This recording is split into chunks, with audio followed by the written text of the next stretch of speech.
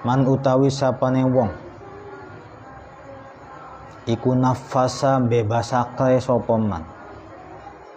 Iku nafasa membebaskan sapa man. An gharimihi saking wong kang duwe utange man.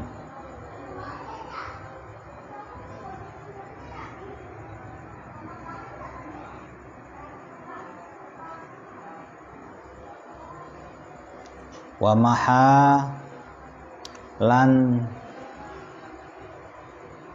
ngeringanake anhu saking man.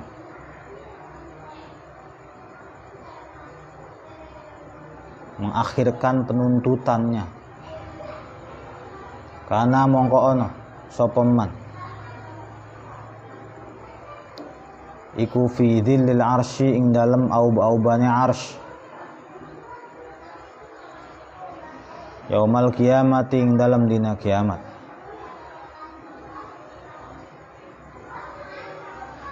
Barang siapa yang membebaskan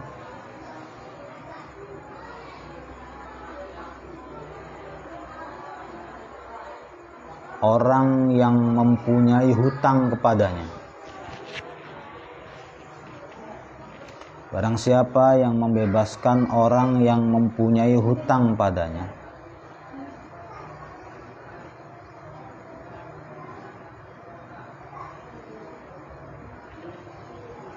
Atau dia menunda penagihan kepadanya. Atau dia menunda penagihan kepadanya.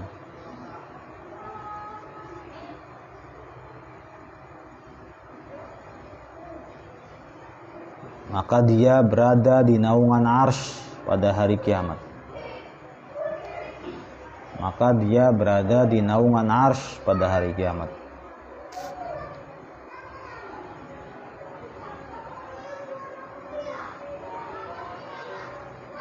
Gharim itu artinya orang yang punya hutang. Gharim punya arti orang yang punya hutang. Man nafasa an gharimihi, barang siapa yang memberi keleluasaan terhadap orang yang punya hutang kepadanya. Bisa jadi dibebaskan. Kalau nafasa an gharimihi, kita bilang, wis saya lunasi hutang kamu.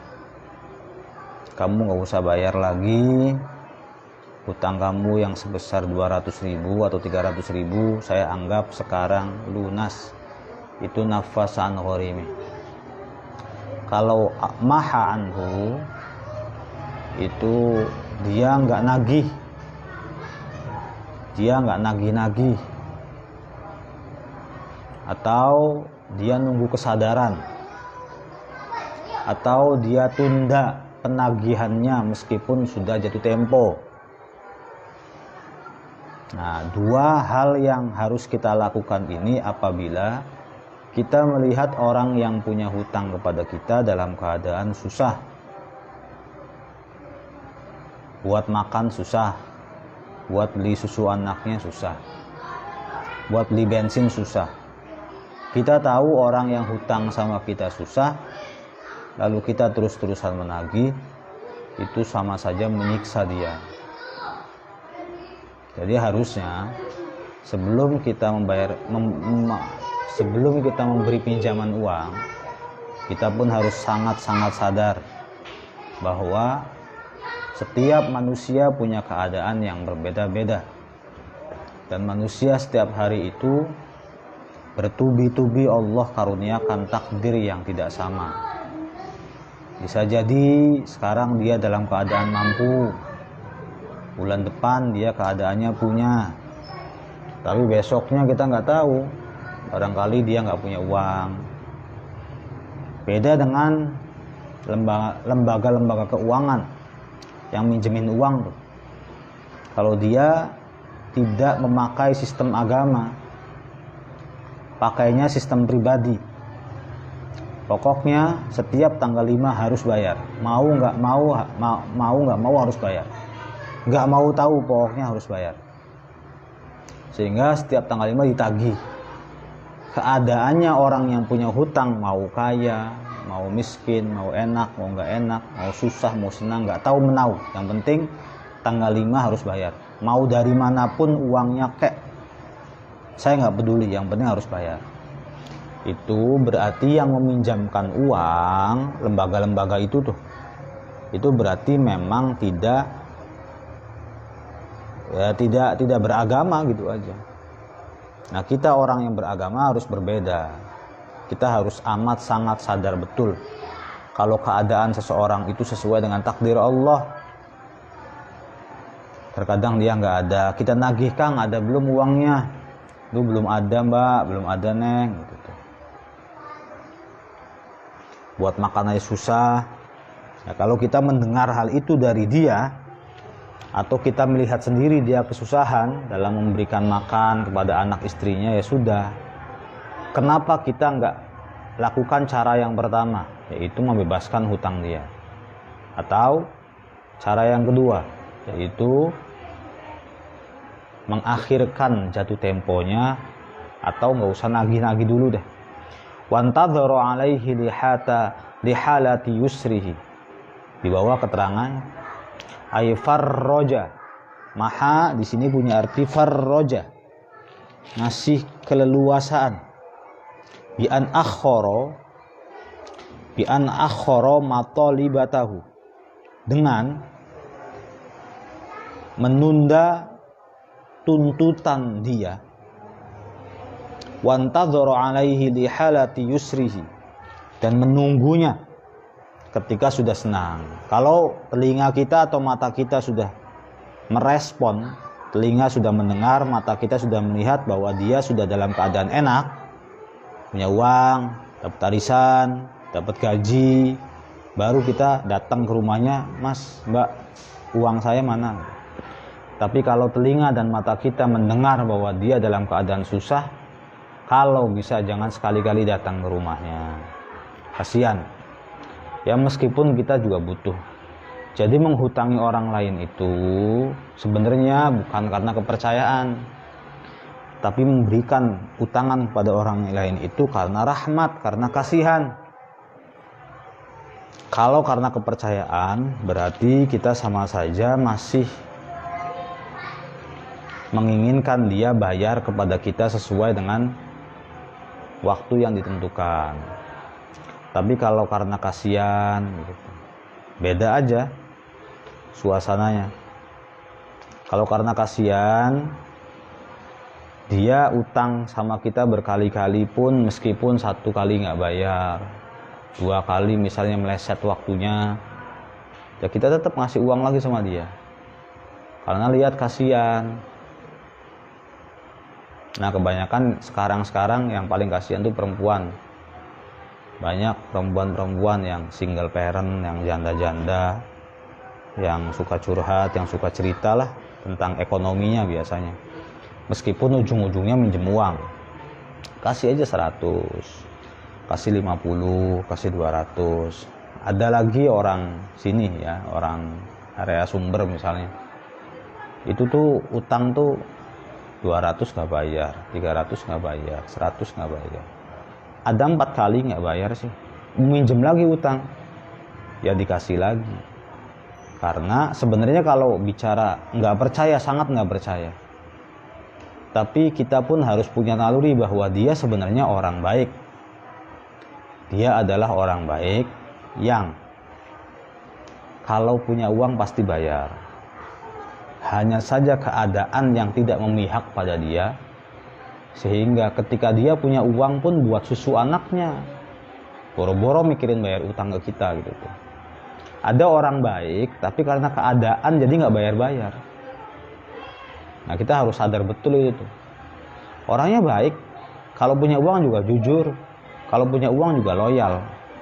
Kalau punya uang nggak tanggung-tanggung traktir teman-temannya, sodakoh gitu. Cuman karena kondisi tertentu sehingga pengen bayar tuh angel pisan. Lah, kitanya jangan cepet marah. Nggak bayar-bayar, nggak ini. Kemudian kita ngomong ke sana ke sini, membuka aib dia, membongkar aib dia. Bahwa kan orang punya utang tuh aib. Kalau kita sebutkan hutang dia, kepada teman kita, ya sama saja kita membuka aib orang, membuka auratnya orang lain.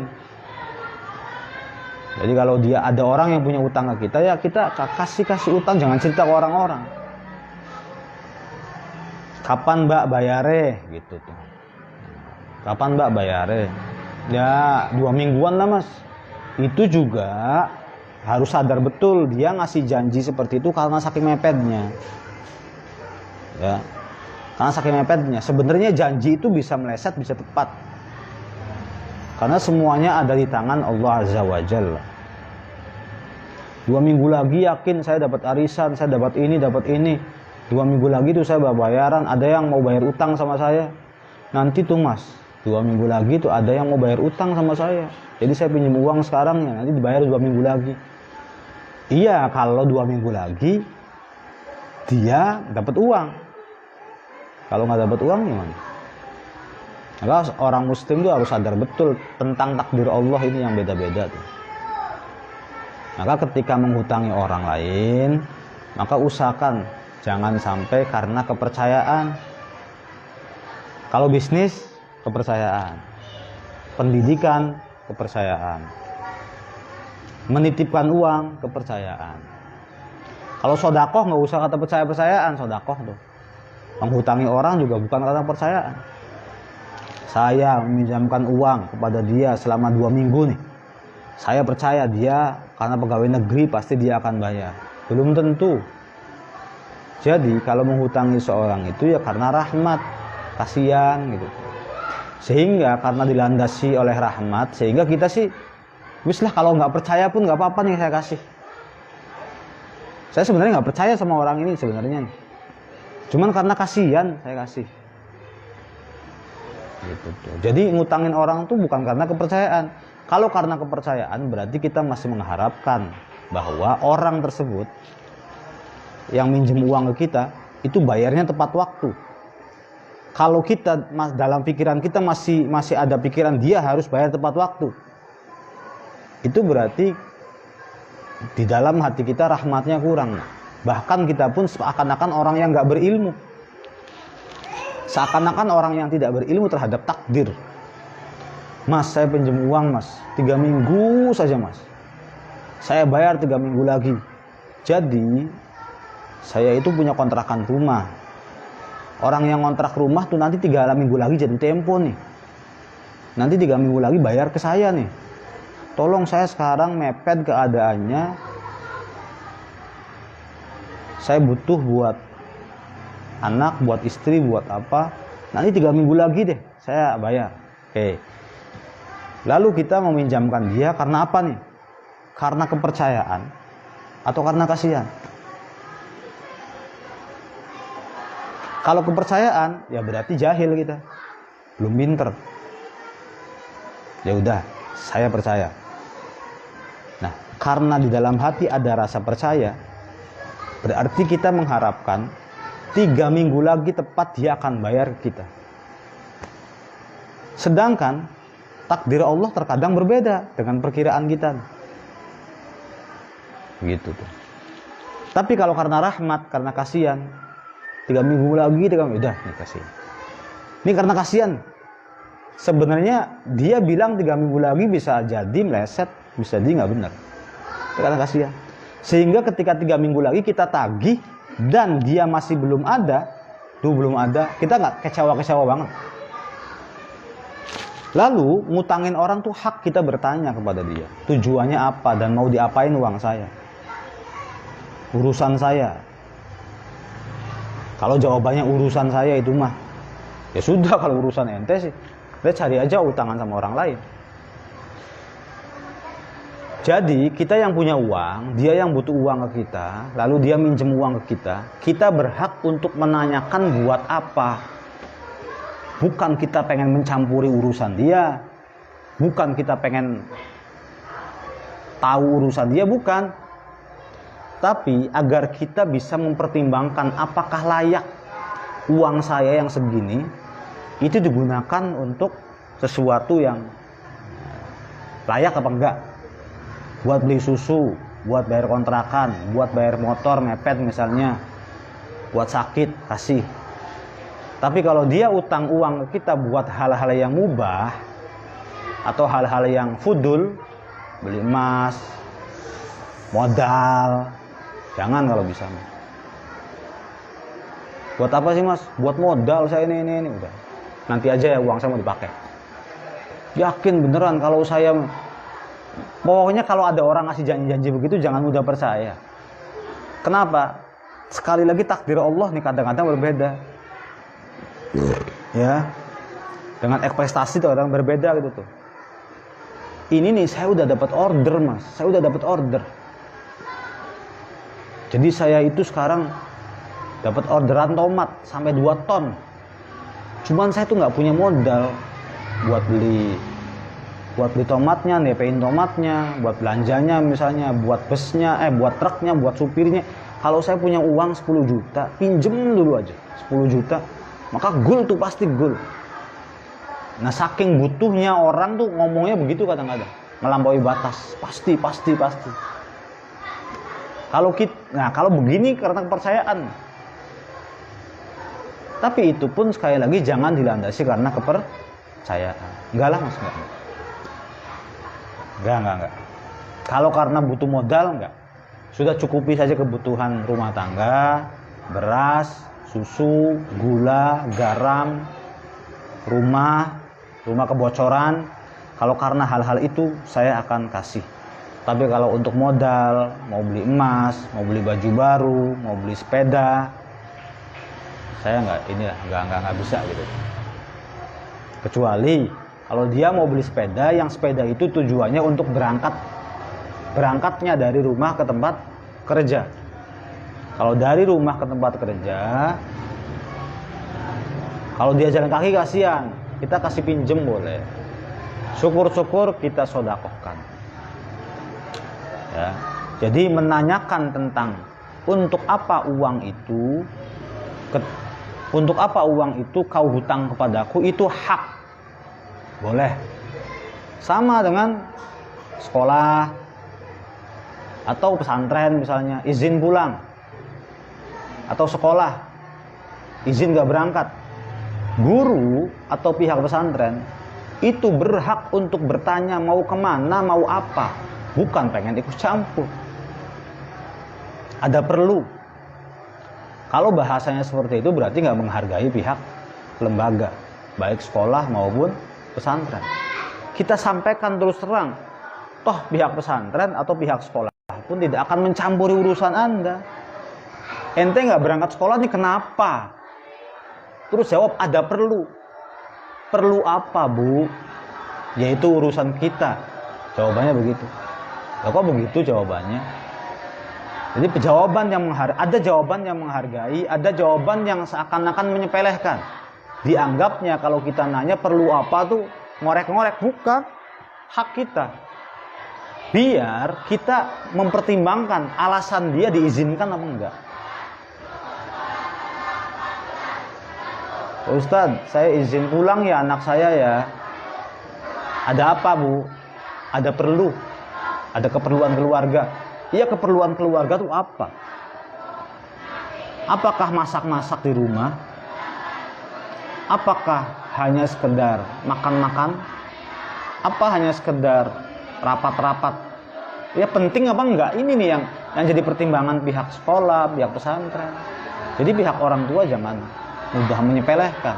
Ada perlu. Perlu apa? Urusan keluarga. Iya, urusannya apa? Ya ini urusan kita. Oh berarti orang tua nggak menghargai. Iya, nggak menghargai. Kurang adab, kurang akhlak. Harus bagaimana? Harus terus terang. Kakaknya mau nikahan bu. Atau maaf bu, ini ada ini. Dijelaskan. Nggak usah ngedalem. Agak terperinci agar dipertimbangkan, diizinkan apa enggak. Begitu juga utang. Nggak apa, saya ini, ibu saya sakit, kakak saya begini, adik saya begini, ini ke gimana ini? Kalau misalnya dia utang, ada perlu apa? Ya urusan saya. Kok begitu? Utang dan butuh uang, kita tanya perlu apa, jawabannya urusan saya. Sekalian nggak usah dikasih. gitu. Jadi ada kalanya kita perlu bertanya, dia mau apa sih? Itu hak kita. Ada, bahkan kamu jual tanah, punya tanah pun, sebenarnya jangan sembarangan ngejual. Saya jual tanah, ada yang mau beli. Bapak mau beli tanah? Mau beli tanah saya buat apa? Buat apa aja lah. Harus nanya kalau bisa. Kalau nggak nanya berarti emang saking mepetnya kita butuh duit. Abi pernah ke Kuningan. Namanya Kuningan sebelum sebelum Trijaya. Pernah mau beli tanah di situ hampir ya, buat Pondok Matolib tuh. Kemudian yang punya Pak Andi dan namanya sama Umi itu Pak Andi kayaknya. Pak Ustadz, tadinya tanah saya itu mau dibeli sama orang kaya. Saya nanya, buat apa Bapak beli tanah saya? Kemudian orang kaya tersebut jawab, mau buat masjid. Kalau buat masjid jangan Pak, sebab itu udah ada masjid. Kalau buat musola silahkan, buat pesantren silahkan. Tapi kalau sudah buat masjid jangan, sebab 10 meter tuh ada masjid karo masjid. Jadi saya tolak Pak Ustadz. Luar biasa nih orang kata ini, luar biasa. Ada lagi orang Kuningan mau beli tanah sama dia, buat apa Pak? Mau saya jadiin hotel? Jangan Pak, nggak boleh di sini buat hotel. Keren kan ini orangnya. Ada lagi yang mau beli tanah buat apa Pak? Buat kandang ayam? Nggak boleh Bu. Kandang ayam tengah-tengah warga nanti bau semua. Nah, Pak Ustadz di sini mau buat pesantren saya senang bisa. Saya butuh uang, tapi nggak sembarangan saya jual. Ini berarti cerdas orang. Jadi tanah dia mau diapain tuh dia berhak bertanya. Mau bikin apa? Nggak los-losan bae kayak orang butuh duit enggak. Butuh duit. Tetapi kita pun punya hak dan punya kewajiban. Uang kita dipinjam oleh dia, mau diapain kita harus tahu. Bahkan modal-modal kita harus tahu. Gitu. Tapi ada hal-hal yang kita nggak boleh tahu. Jadi jangan ngorek-ngorek banget. Gitu. Contohnya kayak buka HP orang lain haram. Ya, kemudian buka-buka. Kalau bisa mah jangan buka ininya orang, buka IG-nya orang, nggak boleh gitu. Setahu gue pian misalnya Mbak Rani ya sudah jangan dicokok-cokok bisa. Jangan diliatin foto-fotonya. Kemudian jangan bahkan kita gedor-gedor rumah, kemudian kita lihat-lihat dalamnya saja haram kan. Kita masuk, kita bertamu ke rumah orang, kemudian kita lihat-lihat rumah tuh haram. Atau kita lewat Jumatan, ada rumah kebuka, lalu kita lihat bantalnya, kasurnya, ada galon, ada apa tuh haram, nggak boleh. Itu menandakan kita nggak boleh tahu tentang kehidupan orang lain. Tetapi ada momen-momen tertentu di mana kita berhak untuk menanyakan tentang sesuatu kepada orang tersebut. Contohnya kayak izin sekolah tadi, kayak uang, kayak apa gitu. Mau pulang dulu ya Mas, pulang kemana? Mau pulang ke rumah orang tua saya. Suami ya wajib, mau apa? Orangnya ibu sakit, oh iya cepet-cepet. Suami kan harus begitu. Jangan jadi suami, jangan. Ya itu bahasanya beda lagi. Wallahu a'lam. Al-Fatihah.